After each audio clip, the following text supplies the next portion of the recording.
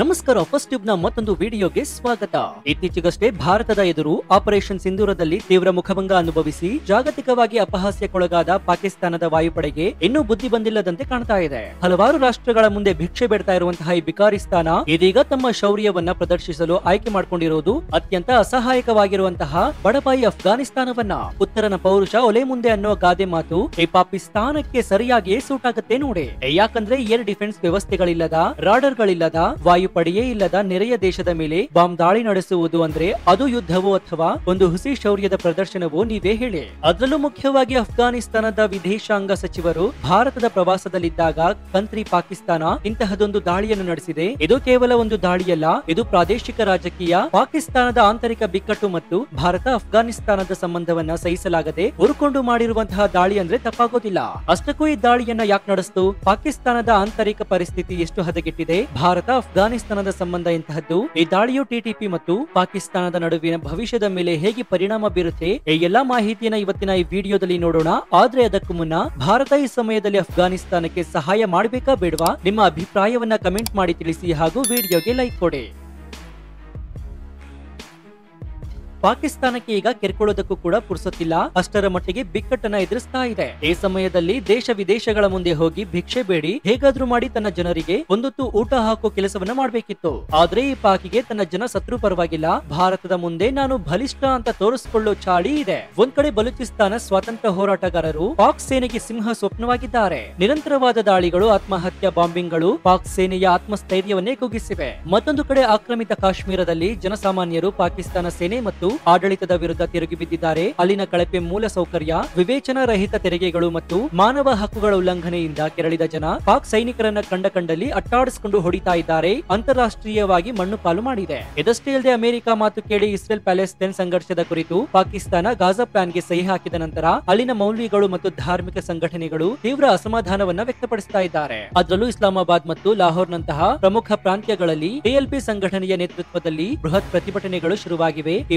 ಪ್ರತಿಭಟನೆಗಳು ಸಾರ್ವಜನಿಕ ಆಸ್ತಿಪಾಸ್ತಿಗಳ ನಾಶಕ್ಕೆ, ಅಂಗಡಿಗಳಿಗೆ ಬೆಂಕಿ ಹಚ್ಚಲು ಮತ್ತು ಪಾಕ್ ಪೊಲೀಸರು ಹಾಗೂ ಸೈನಿಕರ ಮೇಲಿನ ಹಲ್ಲೆಗಳಿಗೆ ಕಾರಣವಾಗಿವೆ. ಕಾನೂನು ಸುವ್ಯವಸ್ಥೆಯನ್ನ ನಿಯಂತ್ರಿಸಲು ಸೇನೆಗೆ ಸಾಧ್ಯವಾಗ್ತಾ ಇಲ್ಲ.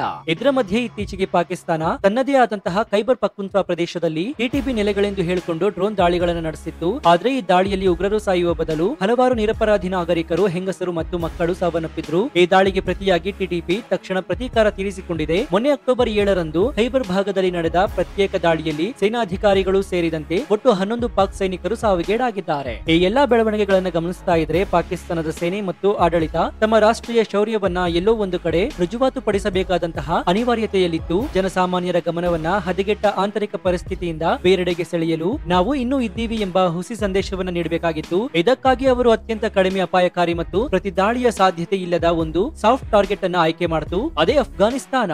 ಗುರುವಾರ ರಾತ್ರಿ ನಡೆದ ದಾಳಿಗಳ ವಿವರಗಳು ಪಾಕಿಸ್ತಾನದ ಉದ್ದೇಶವನ್ನ ಸ್ಪಷ್ಟಪಡಿಸ್ತಾ ಇವೆ. ಪಾಕಿಸ್ತಾನಿ ವಾಯುಪಡೆಯ ಯುದ್ಧ ವಿಮಾನಗಳು ಅಫ್ಘಾನಿಸ್ತಾನದ ರಾಜಧಾನಿ ಕಾಬೂಲ್ ಹಾಗೆಯೇ ಕೋಸ್ಟ್ ಮತ್ತು ಜಲಾಲಾಬಾದ್ ಸಮೀಪದ ಪ್ರದೇಶಗಳ ಮೇಲೆ ಬಾಂಬಿಂಗ್ ನಡೆಸಿವೆ. ಪಾಕಿಸ್ತಾನವು ಹೇಳಿಕೊಂಡಂತೆ ಈ ದಾಳಿಯು ಟಿಟಿಪಿ ಮುಖ್ಯಸ್ಥ ನೂರ್ ವಲಿ ಮಹಸೂದ್ ಇದ್ದಾನೆ ಎನ್ನಲಾದಂತಹ ಕಾಬೂಲ್ನ ಅಬ್ದುಲ್ ಹಕ್ ಸ್ಕ್ವೇರ್ ಬಳಿಯ ಒಂದು ಕಾಂಪೌಂಡ್ ಮತ್ತು ಎಸ್ಯುವಿ ಕಾರನ್ನ ಗುರಿಪಡಿಸಲಾಗಿತ್ತು. ಪಾಕಿಸ್ತಾನಿ ಮಾಧ್ಯಮಗಳು ನೂರ್ ವಲಿ ಸಾವಿನ ಸುಳ್ಳು ಸುದ್ದಿಯನ್ನು ಪ್ರಸಾರ ಮಾಡಿ ಸಂಭ್ರಮಾಚರಣೆ ಮಾಡಲು ಶುರು ಮಾಡಿದ್ವು. ಆದ್ರೆ ಕೆಲವೇ ಕ್ಷಣಗಳಲ್ಲಿ ನೂರ್ ವಲಿ ಆಡಿಯೋವೊಂದನ್ನು ಬಿಡುಗಡೆ ಮಾಡಿದ್ರು. ಆ ಆಡಿಯೋದಲ್ಲಿ ಆತ ಪಾಕಿಸ್ತಾನದ ಮಾಧ್ಯಮಗಳು ಮತ್ತು ಸೇನೆ ಸುಳ್ಳು ಹೇಳ್ತಾ ಇದೆ, ನಾನು ಸತ್ತಿಲ್ಲ, ಆರೋಗ್ಯವಾಗಿದ್ದೇನೆ, ಅಷ್ಟೇ ಅಲ್ಲ ನಾನು ಅಫ್ಘಾನಿಸ್ತಾನದಲ್ಲಿ ಇಲ್ಲ, ಬದಲಾಗಿ ಪಾಕಿಸ್ತಾನದ ನಟ್ಟ ನಡುವೆ ಸುರಕ್ಷಿತವಾಗಿದ್ದೇನೆ ಅಂತ ಸ್ಪಷ್ಟಪಡಿಸಿದ್ದಾನೆ. ಇದರಿಂದ ಪಾಕಿಸ್ತಾನದ ಗುಪ್ತಚರ ಮಾಹಿತಿ ಎಷ್ಟು ದುರ್ಬಲವಾಗಿದೆ ಅನ್ನೋದು ಗೊತ್ತಾಗುತ್ತೆ. ಇನ್ನು ಟಿಟಿಪಿ ಸದಸ್ಯರನ್ನ ಗುರಿ ಮಾಡಿರೋದಾಗಿ ಹೇಳ್ಕೊಂಡ್ರು ಕೂಡ ದಾಳಿಯಲ್ಲಿ ಸಾವಿಗೀಡಾದವರು ಮಾತ್ರ ಅಮಾಯಕರು. ಕಾಬೂಲ್, ಕೋಸ್ಟ್, ಜಲಾಲಾಬಾದ್ ಮತ್ತು ಬರ್ಮಾಲ್ ಸೇರಿದಂತೆ ಒಟ್ಟು ಸುಮಾರು 45ಕ್ಕೂ ಹೆಚ್ಚು ನಿರಪರಾಧಿ ನಾಗರಿಕರು ಬಲಿಯಾಗಿದ್ದಾರೆ. ಅದರಲ್ಲಿ ಬಹುತೇಕರು ಮಹಿಳೆಯರು ಮತ್ತು ಮಕ್ಕಳು. ಟಿಟಿಪಿ ಕೂಡ ಈ ವಿಚಾರದಲ್ಲಿ ಸ್ಪಷ್ಟನೆ ನೀಡಿದೆ. ಪಾಕಿಸ್ತಾನದ ದಾಳಿಯಲ್ಲಿ ಯಾವ ಟಿಟಿಪಿ ಸದಸ್ಯನು ಕೂಡ ಗಾಯಗೊಂಡಿಲ್ಲ, ಕೆಲವು ನಾಗರಿಕರು ಸಾವಿಗೀಡಾಗಿದ್ದಾರೆ. ಪಾಕಿಸ್ತಾನವು ತನ್ನ ಆಂತರಿಕ ವಿಫಲತೆಯನ್ನ ಮುಚ್ಚಿ ಹಾಕಲು ಬಡಪಾಯಿಗಳ ಮೇಲೆ ಬಾಂಬ್ ಹಾಕಿ ಪೌರುಷವನ್ನ ಪ್ರದರ್ಶಿಸ್ತಾ ಇದೆ ಎಂಬುದು ಬಟಾಬಯಲಾಗಿದೆ. ಹಾಗಾದ್ರೆ ತಾಲಿಬಾನ್ ಹಾಗೂ ಪಾಕಿಸ್ತಾನದ ಸಂಬಂಧ ಹಳಸಲು ಕಾರಣವೇನು? ಅಫ್ಘಾನಿಸ್ತಾನದಲ್ಲಿ ತಾಲಿಬಾನ್ ಆಡಳಿತ ಬರಲು ಅತ್ಯಂತ ಹೆಚ್ಚು ಪ್ರಯತ್ನಿಸಿದ್ದು ಪಾಕಿಸ್ತಾನ. ಅಮೆರಿಕ ನಿರ್ಗಮಿಸುವಾಗ ಯಾವ ಬಣದ ತಾಲಿಬಾನ್ ಆಳಬೇಕು ಎಂಬುದನ್ನ ನಿರ್ಧರಿಸುವಲ್ಲಿ ಪಾಕಿಸ್ತಾನದ ಪಾತ್ರ ದೊಡ್ಡದಿತ್ತು. ಆದ್ರೆ ಅಧಿಕಾರಕ್ಕೆ ಬಂದ ನಂತರ ಎರಡೂ ದೇಶಗಳ ಸಂಬಂಧ ಹಳಸೋದಕ್ಕೆ ಹಲವು ಕಾರಣಗಳಿವೆ. ಪಾಕಿಸ್ತಾನವು ಟಿಟಿಪಿ ಅಫ್ಘಾನಿಸ್ತಾನದಲ್ಲಿ ಆಶ್ರಯ ಪಡೆದಿದೆ ಎಂದು ಆರೋಪಿಸಿದಾಗ ಅಫ್ಘಾನಿಸ್ತಾನ ಪಾಕಿಸ್ತಾನದ ತಾಲಿಬಾನ್ಗಳು ಅದನ್ನ ಸ್ಪಷ್ಟವಾಗಿ ನಿರಾಕರಿಸಿತು. ತಾಲಿಬಾನ್ನ ನಿಲುವೇನಿತ್ತು ಅಂದ್ರೆ ಟಿಟಿಪಿ ಪಾಕಿಸ್ತಾನದ ಆಂತರಿಕ ಸಮಸ್ಯೆ, ಇದು ನಮಗೆ ಸಂಬಂಧಿಸಿದ್ದಲ್ಲ. ನಮ್ಮ ಗಡಿ ದಾಟಿ ನಿಮ್ಮಲ್ಲಿಗೆ ಬಂದು ದಾಳಿ ಮಾಡ್ತಾ ಇದ್ರೆ ಅದನ್ನ ತಡೆಯುವುದು ನಿಮ್ಮ ಸೇನೆ ಕೆಲಸ. ನಮ್ಮ ದೇಶವನ್ನ ಈ ಸಮಸ್ಯೆಯೊಳಗೆ ಎಳಿಬೇಡಿ ಅಂತ ಹೇಳಿತ್ತು. ಈ ನಿಲುವಿನಿಂದ ಪಾಕಿಸ್ತಾನ ಮತ್ತು ಅಫ್ಘಾನಿಸ್ತಾನದ ನಡುವೆ ತೀವ್ರ ವೈಮನಸ್ಯಗಳು ಶುರುವಾಯಿತು. ಅಫ್ಘಾನಿಸ್ತಾನ ತೀವ್ರ ಬಡತನ ಮತ್ತು ಆರ್ಥಿಕ ಸಂಕಷ್ಟದಲ್ಲಿರುವಾಗ ಪಾಕಿಸ್ತಾನದ ಭಿಕಾರಿ ಮನಸ್ಥಿತಿ ಕೂಡ ತಾಲಿಬಾನಿಗಳಿಗೆ ಇಡಿಸಿಲ್ಲ.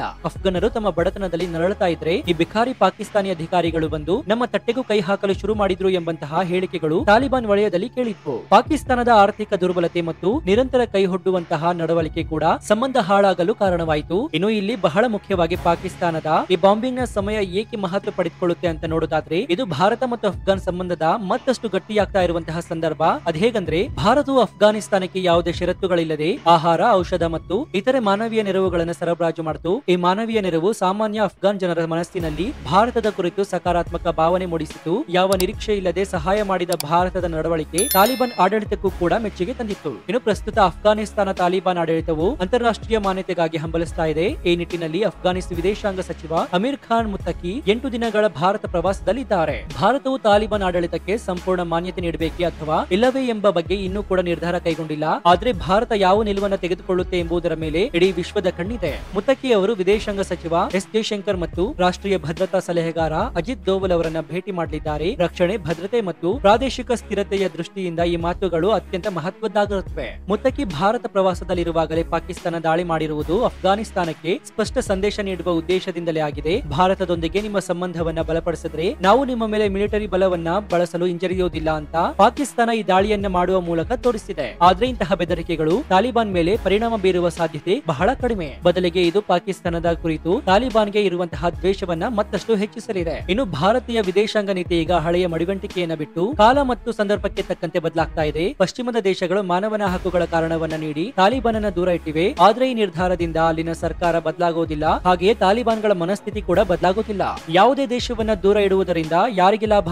ಆಡಳಿತ ಯಾರು ಮಾಡ್ತಾ ಇದ್ದರೂ ಕೂಡ ಆಹಾರ, ಔಷಧದಂತ ಮಾನವೀಯ ನೆರವುಗಳು ಅಫ್ಘಾನ್ ಜನರಿಗೆ ತಲುಪಬೇಕಾಗಿದೆ. ಅಫ್ಘಾನ್ ಜನರು ಈ ಆಡಳಿತವನ್ನ ಬಯಸಿ ಆಯ್ಕೆ ಮಾಡಿಕೊಂಡಿದ್ದಲ್ಲ. ಇನ್ನು ಅಂತಾರಾಷ್ಟ್ರೀಯ ಸಂಬಂಧಗಳು ಕೇವಲ ಒಣ ನೈತಿಕತೆಗಳ ಮೇಲೆ ನಡೆಯುವುದಿಲ್ಲ, ಅವು ಲಾಭ ನಷ್ಟಗಳ ವಾಸ್ತವಿಕ ಲೆಕ್ಕಾಚಾರಗಳ ಮೇಲೆ ನಿಂತಿವೆ. ಇನ್ನು ಭಾರತವು ಅಫ್ಘಾನಿಸ್ತಾನದಿಂದ ದೂರ ಸರಿದ್ರೆ ಆ ಜಾಗವನ್ನ ತಕ್ಷಣವೇ ಚೀನಾ ತುಂಬಬಹುದು. ಹಸಿದವನಿಗೆ ಯಾರು ತುತ್ತು ಅನ್ನ ಕೊಡ್ತಾನೋ ಆ ಕ್ಷಣಕ್ಕೆ ಅವರೇ ಆಪತ್ ಬಾಂಧವ. ಚೀನಾ ಪಾಕಿಸ್ತಾನ ಅಕ್ಷಕ್ಕೆ ಅಫ್ಘಾನಿಸ್ತಾನವನ್ನ ಬಿಟ್ಟು ಕೊಡುವುದು ಭಾರತಕ್ಕೆ ಭದ್ರತೆಯ ದೃಷ್ಟಿಯಿಂದ ಅಪಾಯಕಾರಿ. ಹೀಗಾಗಿ ಭಾರತವು ಅಫ್ಘಾನಿಸ್ತಾನವನ್ನ ದೂರ ಇಡೋದ್ರಿಂದ ಆಗುವಂತಹ ಪ್ರಯೋಜನಕ್ಕಿಂತ ಅವರೊಂದಿಗೆ ಸಂಬಂಧವನ್ನ ಇಟ್ಕೊಂಡು ಪ್ರಾದೇಶಿಕ ಭದ್ರತೆಯನ್ನ ಬಲಪಡಿಸುವುದು ಹೆಚ್ಚು ವಿವೇಕತನದ ನಿರ್ಧಾರವಾಗಿದೆ. ಇನ್ನು ಚೀನಾ ಇತ್ತೀಚೆಗೆ ಪಾಕಿಸ್ತಾನ ಮತ್ತು ತಾಲಿಬಾನ್ ನಡುವೆ ಸಂಬಂಧ ಬಲಪಡಿಸುವಂತಹ ಪ್ರಯತ್ನವನ್ನ ಮಾಡಿತ್ತು. ಆದ್ರೆ ಪಾಕಿಸ್ತಾನದ ಈ ದಾಳಿಯಿಂದ ಚೀನಾದ ಪ್ರಯತ್ನಗಳಿಗೆ ಭಾರಿ ಹಿನ್ನಡೆಯಾಗಿದೆ. ಪಾಕಿಸ್ತಾನ ತನ್ನ ಈ ನಡೆಯಿಂದ ತಾಲಿಬಾನ್ ಅನ್ನ ಚೀನಾದ ನಿಯಂತ್ರಣದಿಂದ ಮತ್ತಷ್ಟು ದೂರ ತಳ್ಳಿದೆ ಮತ್ತು ಅವರ ಕೋಪಕ್ಕೆ ಗುರಿಯಾಗಿದೆ. ಶತ್ರುವಿನ ಶತ್ರು ಮಿತ್ರ ಎಂಬ ತತ್ವದಂತೆ ಪಾಕಿಸ್ತಾನದೊಂದಿಗೆ ಗಡಿ ಸಮಸ್ಯೆಯನ್ನ ಮತ್ತು ಭದ್ರತಾ ಸವಾಲುಗಳನ್ನು ಎದುರಿಸ್ತಾ ಇರುವಂತಹ ಅಫ್ಘಾನಿಸ್ತಾನದೊಂದಿಗೆ ಭಾರತವು ಭದ್ರತಾ ಸಂಬಂಧವನ್ನ ಗಟ್ಟಿಗೊಳಿಸುವುದು ರಕ್ಷಣಾತ್ಮಕ ಅಗತ್ಯವಾಗಿದೆ. ಭಾರತ ಈಗ ಅದೇ ಪ್ರಯತ್ನದಲ್ಲಿದೆ. ಅಫ್ಘಾನಿಸ್ತಾನದ ವಿದೇಶಾಂಗ ಸಚಿವರು ಭೇಟಿ, ಭದ್ರತಾ ಸಂಸ್ಥೆಗಳೊಂದಿಗಿನ ಮಾತುಕತೆಗಳು, ಪ್ರಾದೇಶಿಕ ಭದ್ರತೆ ಮತ್ತು ಭಯೋತ್ಪಾದನಾ ವಿರೋಧಿ ಪ್ರಯತ್ನಗಳಲ್ಲಿ ಸಹಕಾರವನ್ನ ಬಲಪಡಿಸುವಂತಹ ದೃಷ್ಟಿಯಿಂದ ಇರುತ್ತದೆ. ಸೊ ವೀಕ್ಷಕರೇ, ಈ ಬಗ್ಗೆ ನಿಮ್ಮ ಅನಿಸಿಕೆ ಏನು ಅಂತ ಕಮೆಂಟ್ ಮಾಡಿ ಹಾಗೂ ವಿಡಿಯೋಗೆ ಲೈಕ್ ಕೊಡಿ. ನೀವಿನ್ನೂ ನಮ್ಮ ಚಾನೆಲ್ ಅನ್ನ ಸಬ್ಸ್ಕ್ರೈಬ್ ಮಾಡ್ಕೊಂಡಿಲ್ಲ ಅಂದ್ರೆ ಕೂಡಲೇ ಸಬ್ಸ್ಕ್ರೈಬ್ ಮಾಡಿಕೊಂಡು ಪಕ್ಕದಲ್ಲಿರುವಂತಹ ಬೆಲ್ ಐಕಾನ್ ಅನ್ನು ಪ್ರೆಸ್ ಮಾಡಿ. ಇದರಿಂದ ನಾವು ಹಾಕುವಂತಹ ಹೊಸ ವಿಡಿಯೋಗಳ ನೋಟಿಫಿಕೇಶನ್ ನಿಮಗೆ ಸಿಗುತ್ತೆ. ಇದಾಗಿತ್ತು ಈ ಕ್ಷಣದ ವಿಶೇಷ. ನೋಡ್ತಾ ಇರಿ ಫಸ್ಟ್ ಟ್ಯೂಬ್ ಕನ್ನಡ. ಧನ್ಯವಾದ.